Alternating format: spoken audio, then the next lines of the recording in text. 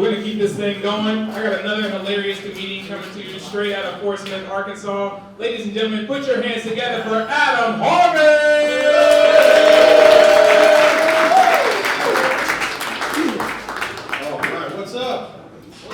I'm just going to get right into it. My wife has a lot of random tattoos, and over the years, I've just gotten used to my wife coming home with a new tattoo here and there, and none of them ever bothered me, till one day she came home with a tattoo of Ralphie from A Christmas Story. It's right here on her shoulder. Now, every time I come on our kids, I have to try to not hit a 9-year-old boy in the face.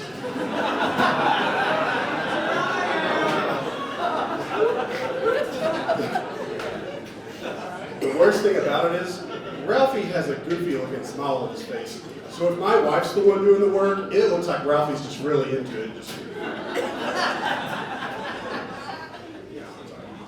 Ralphie's mom was all worried about him shooting his eye out with a BB gun. Never saw me coming. Where's the ladies at? Ladies, make some noise. Ladies, dick pics are weird, huh? Guys do not understand how weird dick pics are, but you can teach them. Here's what you do. Next time you get an unsolicited dick pic, do nothing for like a day or two. And then in the middle of the day, preferably when he's at work or something like that, send it back to him. Look, when you're a straight guy and you receive a random dick pic in the middle of the day with no context, it's one of the weirdest things that's ever happened. The fact that it is their own makes it even worse. I know this because my wife did it to me one time. I was just at work, sitting at my desk, pretending to do my job, and I hear my phone go off. And I pick it up, and it's my dick. And as I'm sitting there just really confused, a text comes in below it that says, "This is my dick." Now, to the coworker looking over my shoulder, it looks like I got a text from the dude that says, "Hey, this is my dick." You show me yours, now I'm showing you mine. What's up? Now, here's another problem. Mine just happens to be way darker than the rest of my body. So if I go around trying to explain this to everybody, they're not going to believe me, and I'm just going to end up in HR by the end of the day. So at work, I just have to live with this rumor that I have a Latino boyfriend.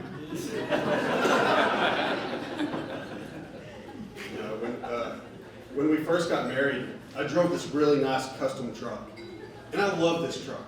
But soon after we got married, my wife comes up to me and tells me that she's pregnant, and that I'm going to have to get rid of this truck that I love and get a family vehicle. And it was at that point where I realized why guys sometimes kill their pregnant wives. I didn't do it. I'm just saying I get it. But after the thoughts of like drowning her in the tub and pushing her downstairs and stuff like that went away, I was like, you know what? I'm not happy about it, but she is right. We are going to need a family vehicle. So me being the smart ass that I am, I decided that I'm going to get the most annoying family vehicle that I can find. So I take my truck to the car dealership to trade it in. And me and the salesman are walking around. I'm like, that's it, that's perfect right there. This is a full-size 12-passenger van. This is perfect. My wife is going to hate this.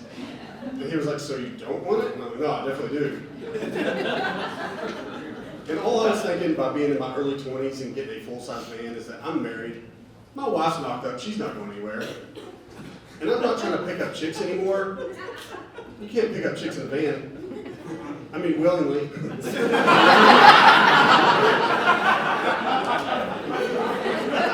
Let's be honest, that happens from time to time. Like, ladies, if you're going on a Tinder date and your date shows up to get you in a full-size van, you should probably just assume that your date's not real big on consent.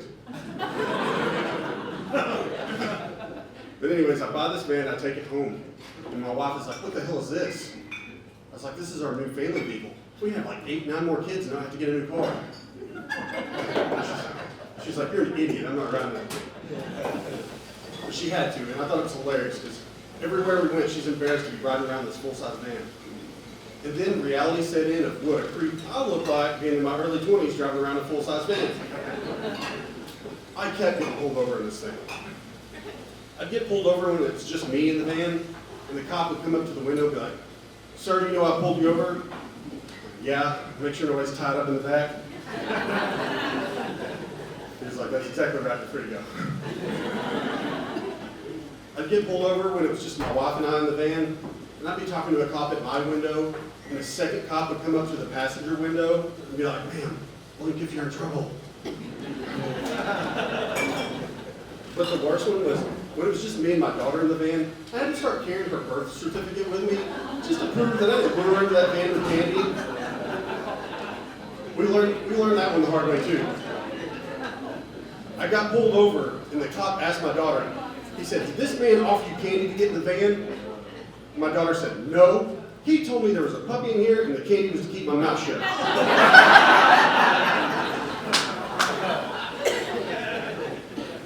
Now, that same daughter now is actually 16 years old, and I caught her vaping the other day. So I did what my dad would have done and made her smoke the whole thing. As it turns out, vaping is a way better bang for your buck. So we're at the hospital. No, I'm joking. I didn't make her smoke the whole thing, but I told her, "I should make you smoke that whole thing." My daughter said, "I would get so Nick sick." I said, "What the fuck did you just say?" She said, "Nick sick, like nicotine sickness." I was like, "Oh." Okay. All of a sudden, I wasn't even mad about catching her vaping. I'm just glad a vape is what I caught her sucking on.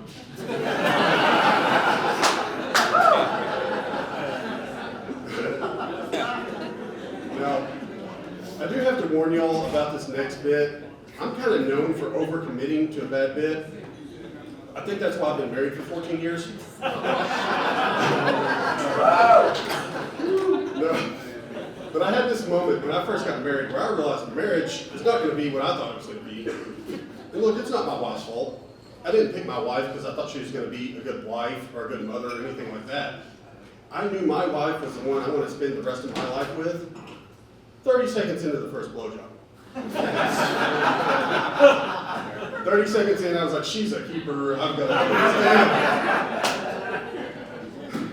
But this moment came one night after my wife and I just cooked dinner.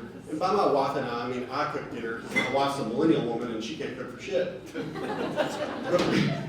But we cooked and ate and we were sitting on the couch. And my wife was like, "Man, I really don't want to go in there and do the dishes." It's like, "Well, I did all the cooking. It's only fair that you do the dishes." Then my wife goes, "How about I give you a blowjob if you go do the dishes?" And it's at that moment where I was like, shit, I married a whore.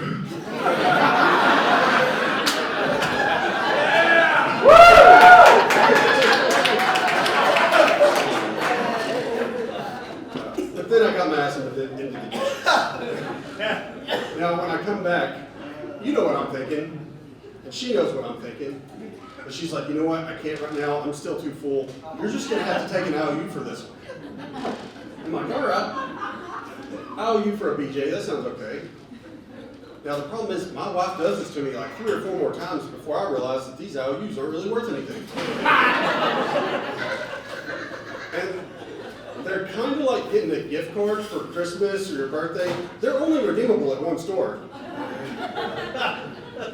And this store has really weird hours. I cannot figure out when they're open. So I decided that I'm going to use a little reverse psychology on my wife. Not because I think it's going to work or anything, just to let her know that I'm no longer taking IOUs as a form of payment. So one day, we were supposed to go picking pumpkins at a pumpkin patch or some real white people shit like that. And I really don't want to go. So I was like, "Look, if you let me stay home on this one, I'll do anything you want. You can tie me up, I'll tie you up. Hell, we can role play Grey's Anatomy. You want McSteamy or McDreamy, I'll give it a shot." And like I said, I was expecting a no. But there was just something about the way she said it. She was just like, "Nah." Like, "What do you mean, nah? Why'd you say it like that?" "No, it's okay. I just took a shower." I was like, "I'm not seeing the problem here." She goes, "Oh, you don't understand. The shower head's already taken care of that." Yeah, guys, I don't know if you know this or not, but if you have a detachable shower head, you are in competition with that detachable shower head. That's good. You've been all worried about her flirting with her work husband when you need to be worried about old Delta faucets. I can see some of you guys might be learning this for the first time. And I might have made an awkward car ride home for some of you ladies. Some of you have some explaining to do. But it's true, if you go to a Home Depot, there's a whole aisle that is nothing but adult sex toys for women. It's in the plumbing section. It's water-powered vibrators as far as the eye can see. I remember the last time I took my wife to Home Depot, she looked like a little kid at Toys R Us, just completely overwhelmed. And then she comes running up to me going, I want this one, I want this one. And I'm like, what does this shower head do that the shower head at home doesn't already do? She said, this one does the alphabet with the water jet. I was like, shit, that is a neat trick. I don't know if I can compete with that, so I bought it for her. Now when I'm out of town, I don't have to worry about my wife cheating on me. I just have a really high water bill.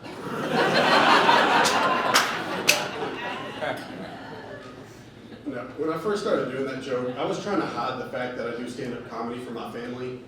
I wasn't too worried about my parents finding out because they know I'm a shithead.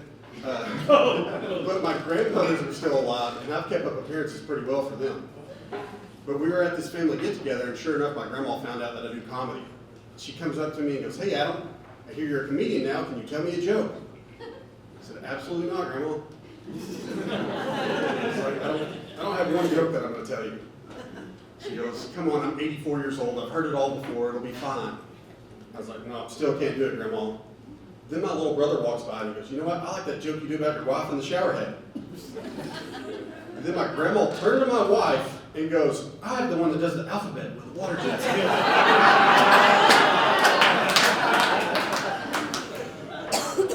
All right, before I do this last joke, I'd like to thank you all for coming out tonight. Give yourselves a round of applause. It feels good to be out of the house, especially, it seems like the whole world's going crazy out there. When we're in here watching comedy, it all kind of feels normal. But there are some things out there that are getting back to normal. Like, we are back to having school shootings. No, that is a terrible joke. That is a terrible joke. Yeah! I'm terrible for saying that. Y'all are terrible for laughing at it. But no, I have 3 kids in school, and the thought of a school shooting terrifies me. And a lot of people think that the schools would be a lot safer if we just get rid of all the guns. But that's going to take care of the problem. But as a parent, I know that if I was to walk into my kid's school and just sling powdered peanut butter in the air, I'm going to kill about half of those little bastards. Apparently peanut allergies are a real thing. I put a pack of peanuts in my daughter's lunchbox the other day, and the school called me because half her lunch table went into anaphylactic shock. And that was the cool kids table. It would have fucking wrecked the nerds. But in all seriousness, I do think we need to do something about school shootings and mass shootings, but nobody can ever agree on anything. Like, do we need more guns? Do we need less guns? Is it a pharmaceutical issue? Or is it a mental health issue? It always ends up being these involuntary celibates that have been on Ritalin since they're 6 years old and can't get laid. They end up doing these shootings. Yeah. So I was like, what could we possibly do to help this situation that everybody might agree on? The only thing that I could come up with was legalized prostitution. If we legalize prostitution, these incels aren't going to have any money for guns or ammo. They're going to spend every dime they make on hookers. And let's be real, these guys are one blowjob away from not blowing anybody's brains out.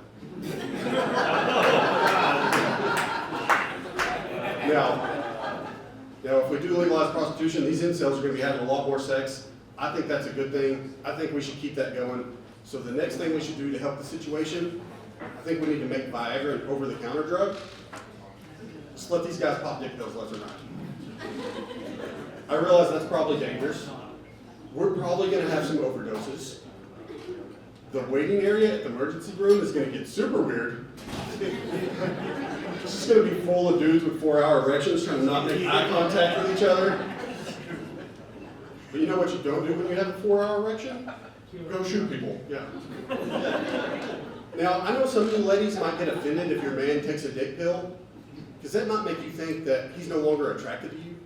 And you're probably right.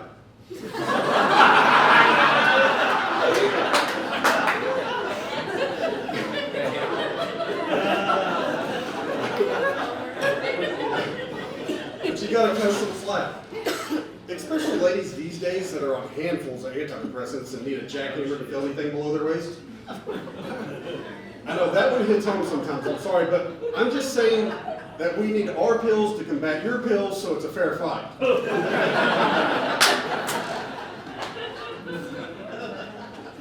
But now that we've legalized prostitution, made Viagra an over-the-counter drug, I think the last thing we need to do is apps. I'm talking about hooker apps. Not like Snapchat and OnlyFans. I'm talking about like real ones. Like instead of Uber, we'll have Uber Roadhead. You just blow the driver to pay for your ride. Instead of DoorDash, we have DoorDash. You just order a hooker right to your door. Now, if you're into fatties, we have Chubhub. I already got the logo and everything. Chubhub is first floor only, they don't do stairs. Now the cool thing about these apps is like all apps, there's going to be a ratings and review section, which means you're going to be able to leave like a Yelp review for a hooker. Oh, yeah. I can only imagine what that's going to look like. You're going to be scrolling through there and some guy's like, I give her 3 stars because she really neglected the balls. You scroll down a little bit more and the next guy's like, that was the best blowjob I've ever had in my whole life. But I had to give her 2 stars, and she didn't tell me she had a dick until afterwards. Now,